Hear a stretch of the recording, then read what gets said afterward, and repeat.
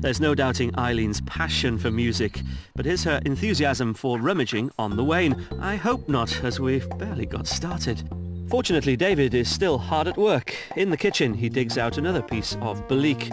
It's a highly decorative kettle carved with a pattern known as echinus, a 19th century design popular with the belique artisans who found inspiration in the sea, corals, and in this case, sea urchins. Jonty thinks that if the collectors are in attendance, this fine example could fetch £100 to £150 on the day. Jonty, Aled, would this be any good to you? Ooh, what we've got here? Oh, look at this, it's crammed full of photos. Look at those photos there. Eileen, what's the story behind this? Well, I found it under a table at a street fair, and I asked how much he wanted, and he said £2. £2? £2. Really? These must be all from India. I would think so, yes. I think my grandfather spent 6 years in India in the army, and I think that's why I was drawn to him. Well, it's these photographs that will catch the attention of people in the auction room. I mean, look at these guys here. Again, a colonial picture. I think that's a wonderful picture. Isn't that a fabulous picture? That's probably my favourite one of it, out of it all. Incredible. Yeah, and I always find it incredible just how good quality these photographs are. Really clear, aren't they? This picture would have been taken about 100 years ago, but look at that. They were so smart, weren't they? And yes, I know. Makes you feel like a right old scruff, doesn't it? I mean, if you look at that, the fashion alone for the women was fabulous. Yeah. And I always feel so sorry when I see a photograph like that it's just thrown out almost. Well, you had to look after it, didn't you, for £2? Well, Eileen, this is the moment where Jonty tells us that it's no longer worth £2, it's worth £1. Well, you've done so well. The £2 that you initially invested, put a nought on the end of that, £20 to £40 at auction. That's lovely. I can't complain about that, can I? Let's carry on with the rummage, shall we? But that's great. Yeah, Fascinating. really good. Well done, you. Come on, follow me. OK. Eileen's turning out to be quite a canny investor. It would be terrific if those items make the upper end of Jonty's estimate. David continues his searching upstairs and comes across more of Eileen's porcelain. Not belique this time, but it's still highly collectible. There's a Worcester tea bowl and saucer, and a transfer printed saucer from the late 18th century. Eileen won these as a prize, and good job too, as collectively Jonty thinks they could bring in upwards of £180. And the goodies just keep on coming. Jonty, I'd like to have a look at these. Well, we've got a bit of washing up. I have indeed, but it's not for a dishwasher. I brought you some low-stuff porcelain. Really? Yes, we have. This is the genuine article. Oh, it is. Wonderful. How exciting Late to find 1700s. Lowestoft porcelain in Lowestoft. That is perfect 18th century stuff. Yep. Where's this from? I bought it at, I bought the 3 items at various times at an auction in the town about, 8 or 9 years ago. Now, by definition, Lowestoft porcelain is over 200 years old because the factory closed at the end of the 18th century. So in the late 18th century, or in the 18th century, British ceramics were really inspired by the Orient. That's the reason why the decoration on the outside looks like it's Chinese, because that's where all ceramics came from. It was only at the beginning of the 18th century did we, in this part of the world, understand how to make porcelain. Now, these are very, very desirable objects. It's because they're so rare. Now, let's assess their value. I notice we've got a little hairline fracture here. There is. I bought it like that. You did? Yeah. Okay. Which will affect its value. Yep. For the smaller bowl, we're looking at £150, £200 at auction. For our damaged jug, the same sort of price, £150, £200. But for our larger 6-inch bowl here, what, £200 to £300. So if you add all that up, that's a bare minimum. I'm looking at £500, possibly even on a good day £700. If the right people are there. Yeah. Does that put a smile on your face? Big smile on my face. That gets me a couple of steps nearer to Graceland. I couldn't have said it better myself, Eileen. This bodes very well, and haven't we entered a real Aladdin's cave today? Upstairs, David's looking through an impressive collection of Eileen's rings and decides to pick out 2 to add to our auction haul. One is an 18-carat gold diamond crossover, while the other is a 9-carat gold with a claw set centre. Jonty's impressed with David's finds, and Eileen's happy for them to be sold if they help get her to Graceland.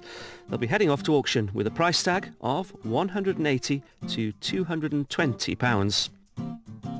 We're making fine progress, I'd say. So while Jonty continues the hunt, I think it's time to find out more about our charismatic host. I can tell from the accent that you're from Ireland, but you've lived all over the place, haven't you? Yes, I have. I came to England when I was 18, and I've lived in Germany. I've lived in Malaya, and mainly, of course, England. And I've been here now 30 years. When my husband left the forces, we came and moved here. We bought this house. And I expect I'll be here until they take me out in a box. And I'll be quite happy to be here until they do that. How exciting was it to travel the world?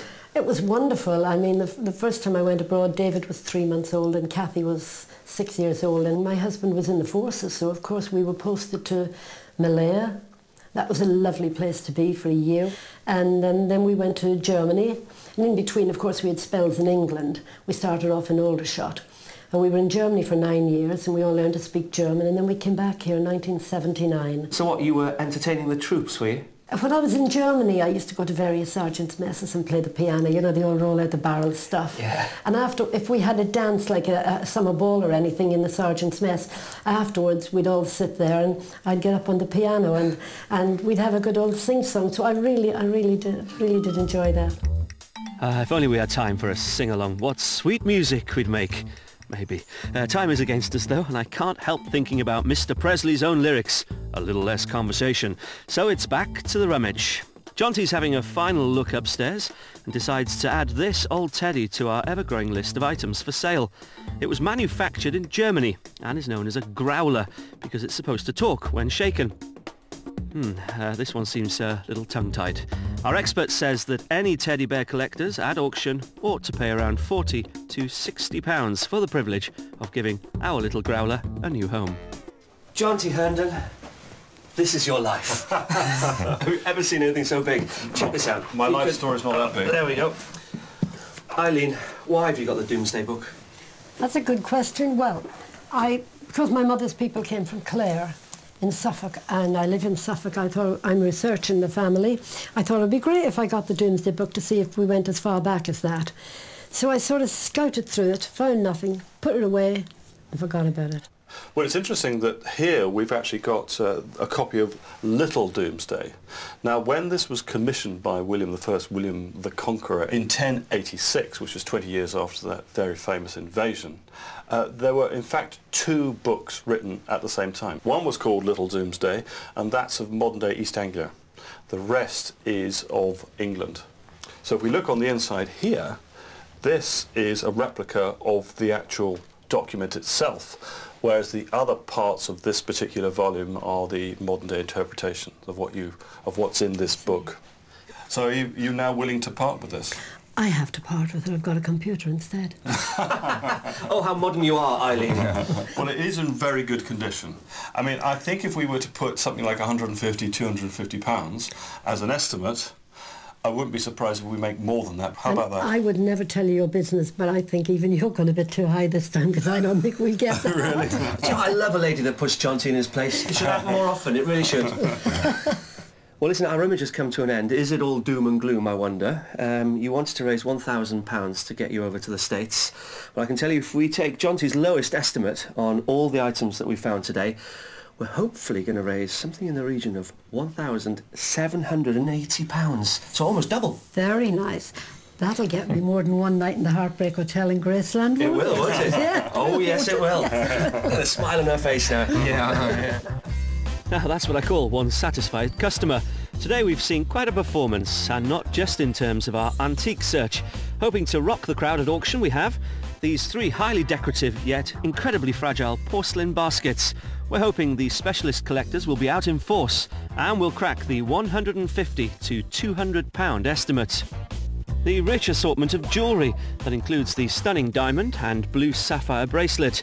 Jonty said his valuation was conservative, so let's hope they'll dazzle the bidders and we exceed their £250 to £350 estimate. And the amazing collection of 18th century Lowestoft porcelain with an estimate of £500 to £700. They could guarantee that Eileen will be singing all the way to Memphis. Still to come on Cash in the Attic, we see another side to Jonty Hearnden.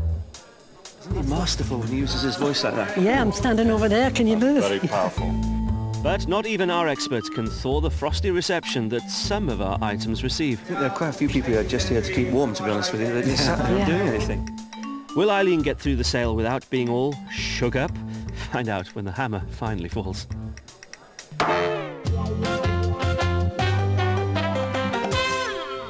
Well, that was a fantastic rummage. Let's hope for an equally good auction. We brought all of Eileen's items here to T.W. Gaze in Norfolk.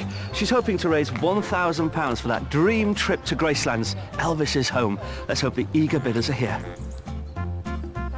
This popular auction house, close to the centre of Diss, has been holding regular sales for over 150 years.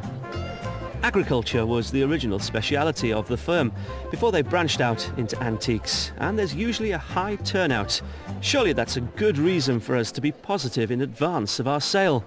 Or is it? Is this an omen? Are we expecting a day of doom? I don't think so. No, we've got some lovely items today. The star items have to be those lower stuff bowls. You love them, didn't you? Well, they're great because we're also selling locally as well. You know, local collectors here. Does that make a difference? Oh, hopefully. I mean, it's known globally, lower stuff, but I'm sure it will make that difference. You know, selling locally, I'm convinced of that. So Jonty's feeling confident. That's very reassuring to hear. Eileen and David have arrived, and they've already found their highest valued lot in the sale room.